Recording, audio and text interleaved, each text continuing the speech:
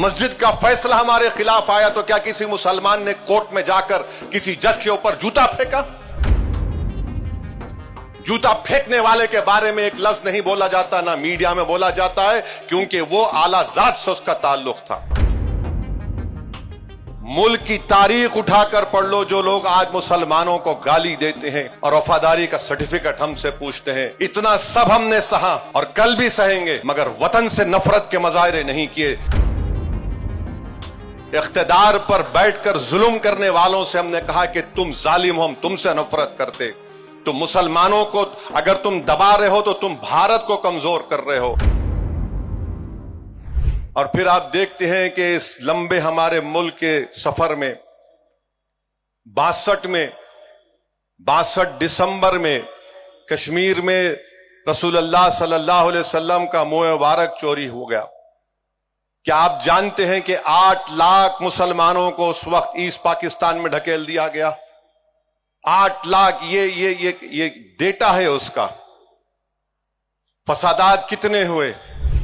نلی کا میسکر ہوا آسام میں، آپ نے دیکھا فساد ہوا ہاشم پورہ کا، ملیانہ کا، ہم اور آپ نے دیکھا گجرات میں، بلکہ 69 کا فساد تو 2002 سے بدترین تھا۔ پھر 2002 کی نسل کشی ہم نے دیکھی، 2019 کا دلی کا فساد دیکھا، حیدرآباد کے فسادات ہم نے دیکھے۔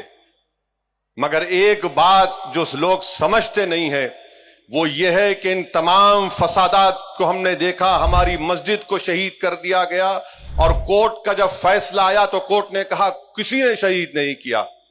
سپریم کورٹ کا فیصلہ آیا تو کہا کہ آستھا کی بنیاد پر مسجد آپ کو نہیں دی جا سکتی۔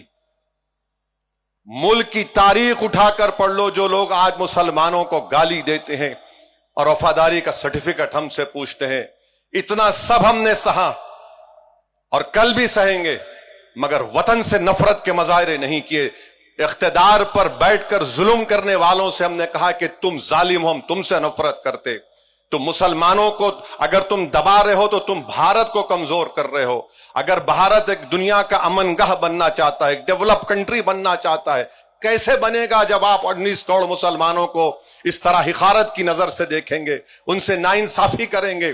اور سمویدھان میں رائٹ ٹو ایکوالٹی جو ہے وہ سبسٹینٹیو ایکوالٹی ہے، آپ اس کو بھول جاتے ہیں۔